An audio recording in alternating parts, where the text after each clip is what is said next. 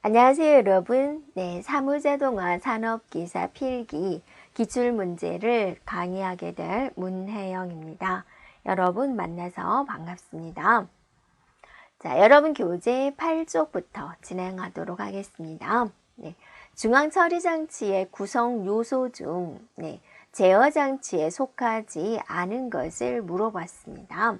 중앙처리장치다. 우리가 중앙의 약자 C, 처리의 약자 P, 장치의 약자 U 해서 CPU다 라고 하죠. Central Processing Unit이다 라고 하는 거죠. 자, 여기 있는 CPU는 세 가지로 구성을 합니다. 그래서 제어장치와 연산장치와 또 레지스터 이렇게 구분을 하고 있죠. 네, 됐나요? 그래서 제어장치는 이제 여러 가지 통제하고 관리하는 역할을 하고, 연산장치는 이제 계산하는 역할을 하고, 레지스터는 이제 기억하는 역할을 하게 되는 거죠. 1번에 보면 메모리 버퍼 레지스터다 라고 있는데, 메모리 버퍼 레지스터 이렇게 말을 하죠. 그래서 메모리 버퍼 레지스터는 이제 주기억 장치가 있다. 그러면 이제 여기에 100번지에 코리아라는 데이터가 들어있다. 그러면 이제 이 내용을 실어 나르는 역할을 해주는 게 바로 이제 MBR이 역할이고, 여기 있는 번지를 가리키는 것은 MAR이 이제 하게 되는 거죠. 그 다음에 이제 프로그램 카운터는 우리가 프로그램 카운터 해서 PC다라고 합니다. 이거는 이제 다음에 실행할 명령어의 주소를 기억하는 거죠. 우리는 항상 CPU가 뭘 해야 되는지, 뭘 하고 있는지 감시를 해줘야 되죠. 그래서 다음에는 무슨 일을 할까라는 걸 기억하는 게 이제 프로그램 카운터. 다음에 실행할 명령어의 주소를 기억하는 겁니다. 명령 레지스터다. 인스트럭션 레지스터에서 명령 레지스터다. 현재 실행 중인 명령어를 기억하는 겁니다. 자, MBR은 메모리 속에 있는 이게 데이터가 될 수도 있고 명령어가 될 수도 있고, 그런 명령어들을 이제 CPU한테 전달해 주는 역할을 하죠. 이번에 나와 있는 데이터 레지스터는 DR이다라고 합니다. 그래서 연산에 사용된 데이터를 기억하는 레지스터로서 이거는 연산 장치에 포함이 됩니다. 그래서 정답은 2번이 되겠습니다. 자, 문제 2번입니다. 컴퓨터의 기억 장치와 입출력 장치의 가장 중요한 차이점이라고 할 수 있는 것은 그랬어요. 가격, 소량, 경량화, 정보 표현보다 무엇보다 중요한 것은 속도 차이가 되죠. 네, 컴퓨터에 있는 기억 장치의 속도는 엄청나게 빠르죠. 네, 그것에 비해서 입출력 장치의 속도는 굉장히 느린 편에 속하게 됩니다. 됐죠? 자, 다음 문제 보도록 하겠습니다. 네.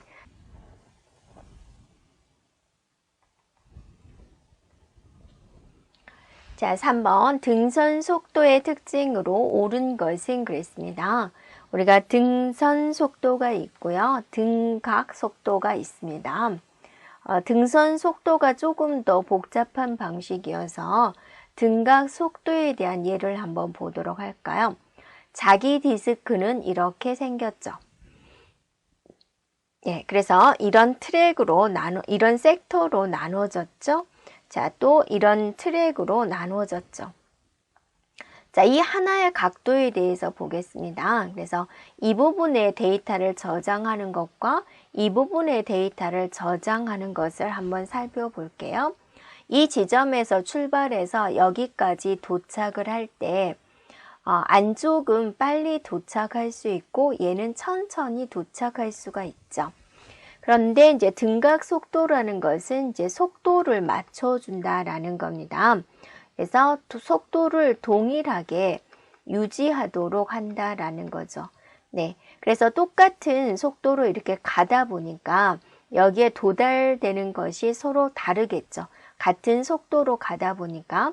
그래서 그거를 뭐라고 말을 하냐면, 데이터가 저장되는 이제 밀도가 다르다라는 겁니다. 네. 그래서 여기에 저장되는 것과 이제 여기에 저장되는 데이터에 대한 저장 밀도는 서로 다르다라고 이야기를 합니다. 네. 그래서 속도가 동일하다 보니까 똑같은 속도로 이렇게 가게 되는 거죠. 네. 되었나요? 그러면 끝 지점에 도달할 때 어때요? 도달할 때가 서로 다르겠죠. 네. 그러다 보니까 이제 이런 게 생기는 거죠. 그래서, 이런 게 다른 점이 이제 바로 여기서 말하는 이 점을 이제 다르게 나타낸 것이 바로 등선 속도 CLV에 대한 특징이 됩니다. 얘는 모든 트랙의 저장 밀도를 같이 맞춰주는 겁니다. 그렇게 하기 위해서는 이제 각속도, 또 디스크 안쪽의 선속도, 또 이런 것들을 여러 가지 조금 조절을 해가지고 변경시키는 거, 회전의 속도를 이제 변경시켜가지고 저장 밀도를 이제 다르게 하는 방식이다. 어떻게 보면 또 이렇게 생각해 보면 되세요. 자, 여기서 이 지점에서 출발을 해가지고 똑같은 시간에 여기에 도착할 수 있도록 만들었겠다라는 거죠. 똑같은 속도로 이제 도달된다. 저장 밀도를 이제 같이 맞춰버린다라는 겁니다. 네. 그래서 이것에 이제 맞는 답은 4번이 되겠고, 4번이 되겠죠. 자, 4번 문제입니다. 통합화 소프트 패키지에 대한 설명 중 틀린 것은 그랬습니다. 패키지다라는 것은 이제 모아두었다라는 거죠. 네. 틀린 거 고르는 거죠. 네. 그래서 이제 우리가 보통 말하는 이제 오피스, MS 오피스, 여러분이 MS 오피스 2016 예를 들어서 이렇게 있다. 이 오피스 속에는 여러 뭐뭐 들어있어요. 많이 들어있죠. 네. 그래서 이제 우리가 다루게 될 엑셀, 파워포인트, 또 액세스, 네, 액세스, 또 워드, 자, 이런 것들 외에도 또 여러 가지가 들어있죠. 이런 것들을 하나의 패키지다라고 이야기를 하고, 우리가 여행을 갈 때도 어떠세요? 패키지로 간다라고 그러죠? 통합적으로 간다. 그런 것들이죠. 그래서 1번을 보면 퍼스널 컴퓨터 상에서 표 계산, 워드 프로세서 이런 기능들을 한 개의 프로그램으로 처리할 수 있도록 한 거다. 상호 간의 파일을 공용할 수 있도록 하는 것이다 라는 거고요. 처리 도중에 별개의 기능을 사용해서 결과를 결합시켜서 사용하기 편리하다. 네, 같은 제품 내에서는 서로 호환이 잘 되어 있죠. 기능이 복잡하다, 업무 처리에 비효율적이다, 비경제적이다. 이거는 이제 안 좋은 내용에 해당이 되는데, 이건 이제 패키지에 관련된 내용은 아니죠. 자, 5번 과정입니다. 컴퓨터의 입출력 제어 방식에 대한 아닌 것을 골라주세요 라고 그랬습니다. 네, 여기에 이제 CPU가 있고 여기에 이제 메모리가 있고 입출력 장치는 바깥쪽에 위치하게 되죠. 입출력 장치가. 그래서 이 입출력 장치에 대한 제어 방식이 뭐냐라는 겁니다. 네, 그래서 CPUEM 방식이 있고요. DMA 방식이다. 다이렉트 메모리 액세스다 라고 해서 다이렉트 직접 메모리를 처리하는 방식이 됩니다. 자, 이거는 뭐냐면 원래는 이제 CPU가 모든 것을 제어하고 관리를 해야 되는데 CPU가 이제 일이 많다 보니까 여기에 이제 뭐를 두냐면 DMA 제어기를 하나 두는 거죠. 이렇게요. 그래서 DMA 제어기를 둬가지고 입출력 장치가 메모리에 데이터를 모두 입력하는 제어권을 얘한테 주는 거죠.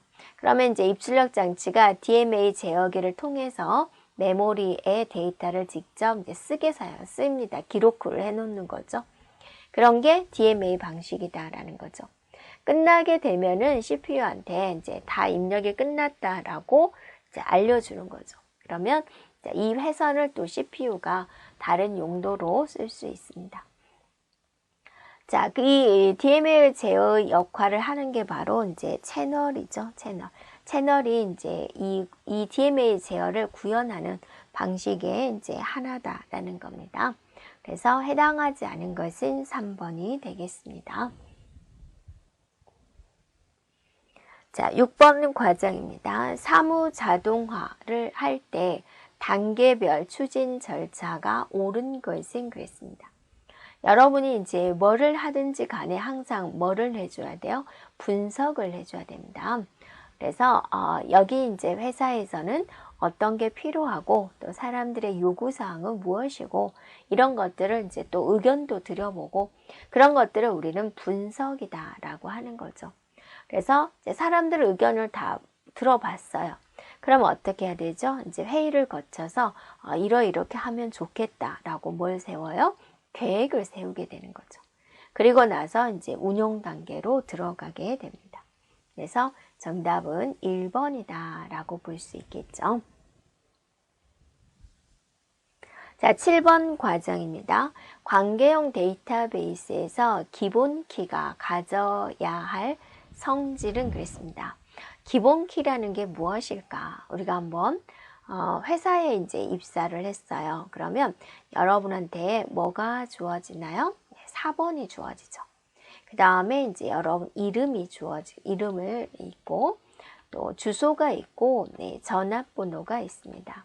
우리 회사에 이제 사원들이 한 1000명이다 라고 생각을 해볼까요? 그랬을 때 이제 자리에 강당에 앉아 있는데 누구야 라고 불렀을 때 딱 한 사람만 일어서게 하려면 뭐를 불러야 될까? 여러분 같으면 뭘 부르시겠어요? 4번 이름, 주소, 전화. 이름 부르면 동명이인이 너무 많죠. 그래서 4번을 부르겠죠. 이거를 뭐라고 그래요? 바로 이런 기능을 하는 게 바로 기본 키다라고 합니다. 1000명이 앉아있던 2000명이 앉아있던 내가 뭐 하나만 부르면 딱 한 사람만 일어서요. 그걸 뭐라고 그래요? 식별성이다. 이렇게 이야기를 하죠. 정답은 바로 3번입니다.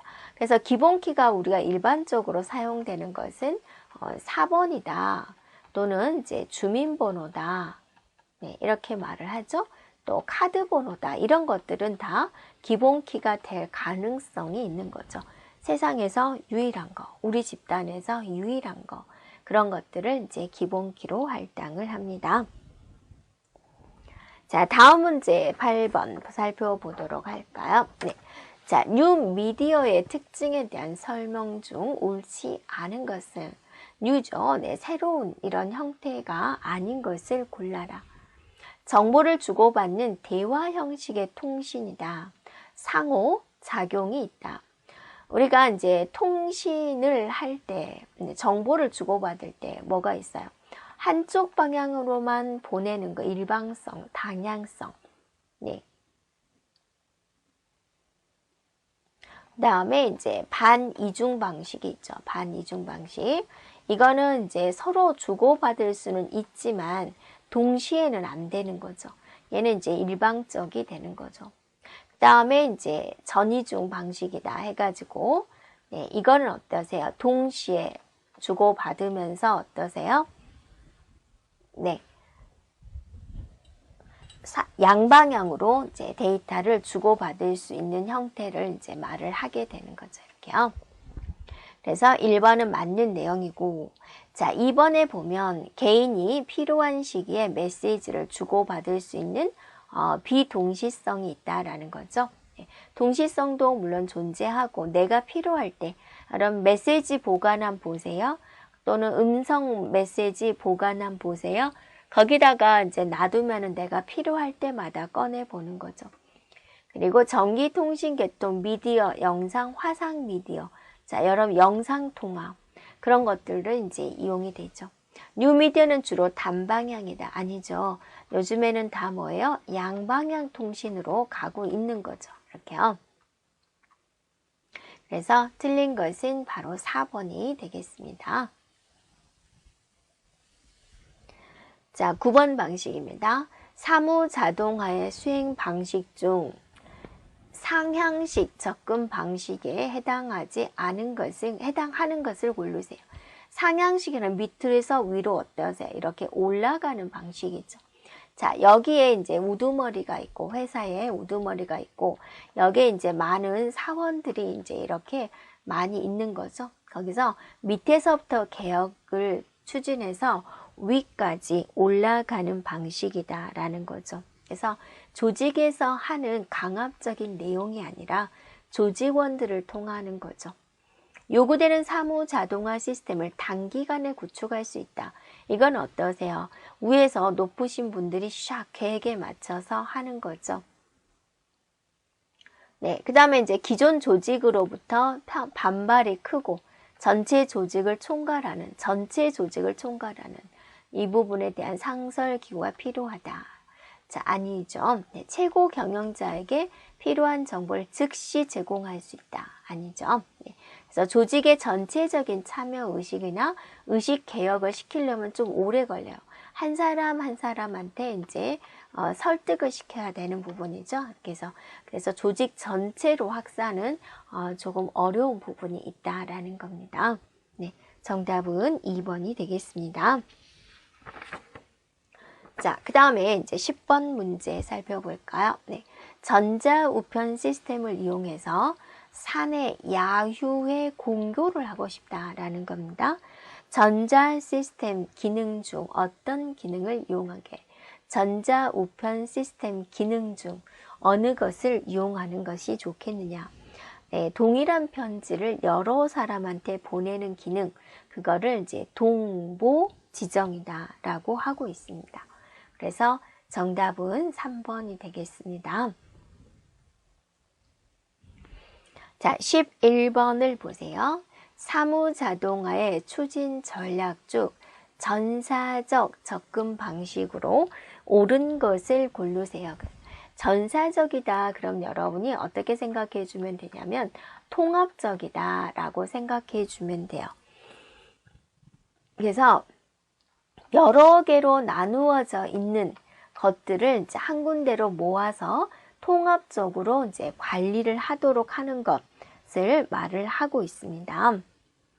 그래서 시스템 도입의 낭비를 줄일 수가 있다라고 그랬는데요. 네, 바로 이제 이 부분이 옳은 부분이 되죠. 한 개 시스템에서 관리하는 것을 통합적으로 관리를 하기 때문에 시스템에 대한 낭비를 줄일 수 있어요. 자, 2번을 보면은요, 네, 과제 개선 후 정착이 빨리 될 수 있다라고 그랬는데요. 검토 개시부터 시스템 구축까지 시간이 많이 걸립니다. 하나하나 하는 것을 이제 통합적으로 시스템 구축을 해야 되기 때문에 정착이 시간이 많이 걸린다라는 거고, 직무별, 계층별로 자동화된다 라고 했는데요. 이걸 통합적으로 모두 관리를 하게 됩니다. 그 다음에 업무 루틴대로 자동화하기 때문에 스펙 작성이 쉽다. 좀 어울리지 않는 말이 됩니다. 네, 그래서 정답은 1번이 되겠고요. 자, 12번입니다. 표준 양식을 가지고 구조화된 데이터를 전송해서 수신 측의 컴퓨터가 직접 처리하도록 하는 것은 그랬습니다. 자, 이것은 이제 용어입니다. 그래서 EDI다라고 하는데요. 자, 이거는 이제 전자적 자료 교환이다라고 합니다. 전자적인 자료 교환이다. 그래서 예를 들어서 이제 A라는 기업에서 어떤 입찰이 내용이 나오고 B라는 기업에서 입찰 내용이 나오고 C라는 기업에서 입찰 내용이 있는데 서로 간에 이제 수주, 발주를 하게 됐을 때 표준 양식이 있습니다. 근데 그 양식을 맞추지 않으면 그걸 이제 받아왔을 때 다시 작업을 해줘야 되죠. 그래서 공통인 양식을 주는 겁니다. 입찰을 할 때는 이런 공통인 양식을 하시오. 그런 것들을 이제 기업과 기업들끼리 표준 양식을 이제 약속을 하는 거죠. 그러면 일을 하는데 어떠세요? 더 편리하게 할 수 있겠죠. 다시 또 우리 회사 방식으로 고치지 않아도 되기 때문에 그러한 것들을 우리는 용어상으로 EDI다 라고 하고 있습니다. 네, 그래서 정답은 4번이 되겠습니다. 자, 13번입니다. 다음 데이터베이스 용어 중 의미가 다른 항목은 그랬어요. 자, 우리가 이렇게 한번 볼까요? 자, 우리 회사에 4번이 있고요. 네, 이름이 있어요. 그 다음에 이제 전화번호가 있고요. 또 주소가 있어요. 이렇게요. 그러면 이제 0001 홍길동이라는 사람이 000에 0000 또 서울시 이런 식으로 이제 주소가 있겠죠. 또 0002번에 김이라는 사람의 111에 1111 네, 또 광주광역시 이런 식으로 이제 있겠죠. 그랬을 때 이거 하나하나를 뭐라고 이야기를 하냐면 필드라고 그래요. 그래서 필드는 이제 어디에 해당이 되냐면 우리가 행과 열 할 때 열에 해당이 돼요. 이런 것들을 하나하나 필드다라고 합니다. 자, 그래서 이 하나를 뭐라고 하냐면 행이다, 튜플이다 라고 이야기를 하고 또 시스템 쪽에서는 이제 레코드다 라고 이야기를 하고 있습니다.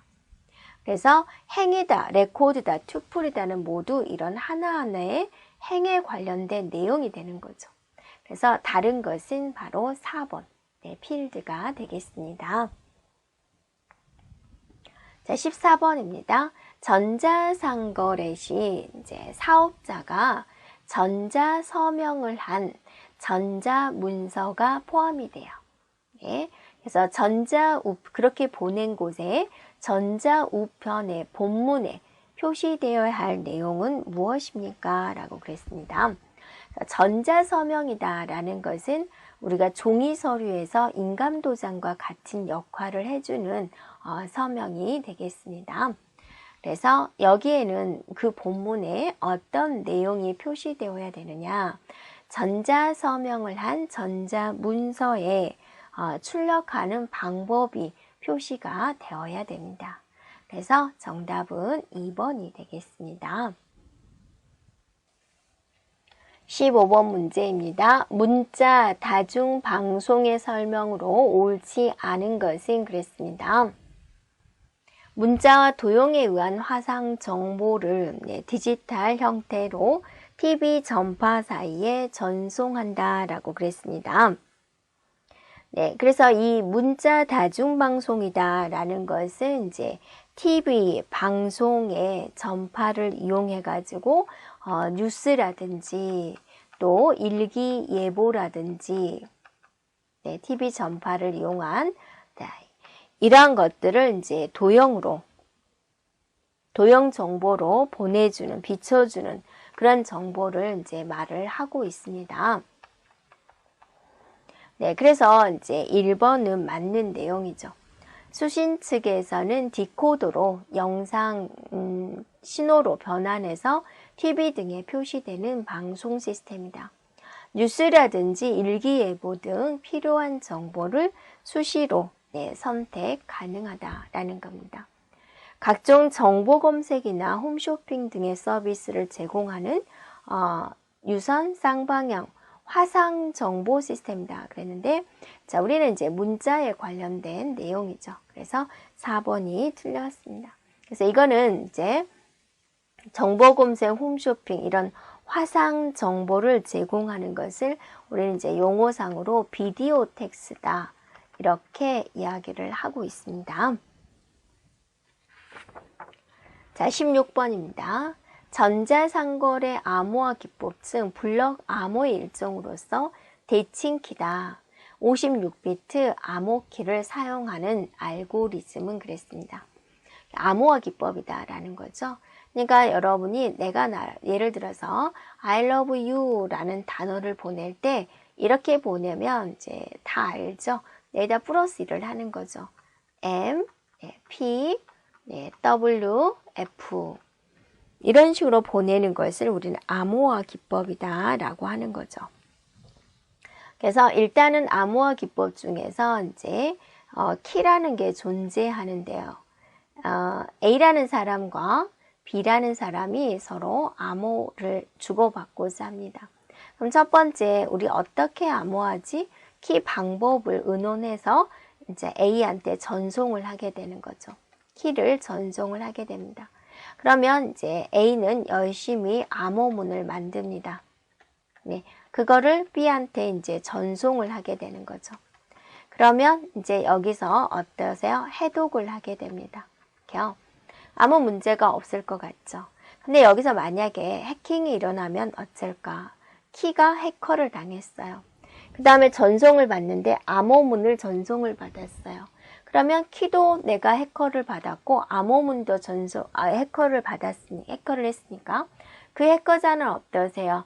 다 해독할 수 있겠죠.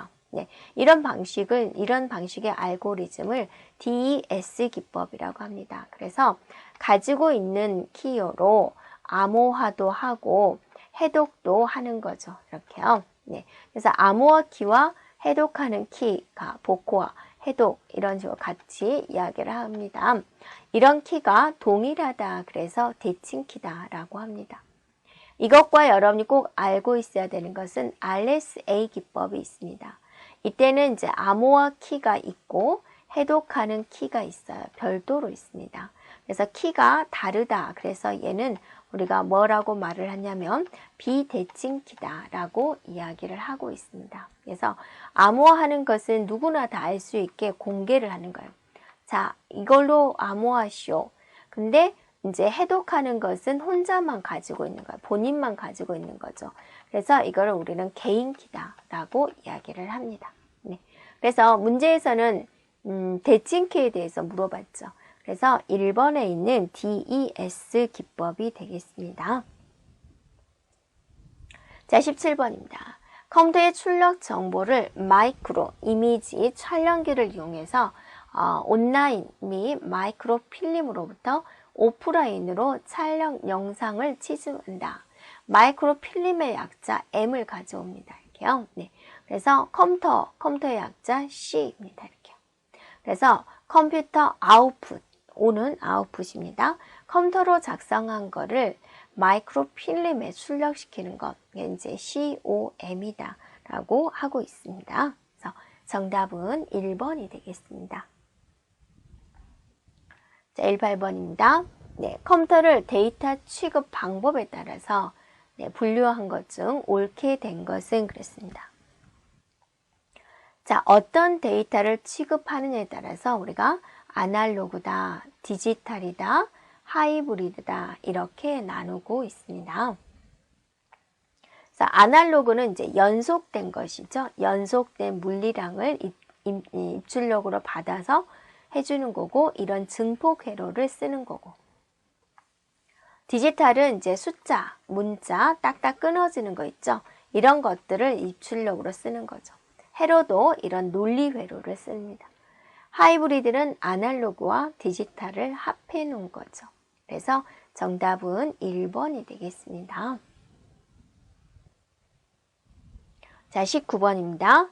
네, 비디오 텍스트 방법 중 도형 정보는 미리 정해진 모자이크 패턴의 조합으로 표현하며 수신 단말기에서는 내부 문자에 의해서 정해진 모자이크 패턴으로 그림을 표시하는 방식은, 이건 이제 정의에 관련된 거죠. 네.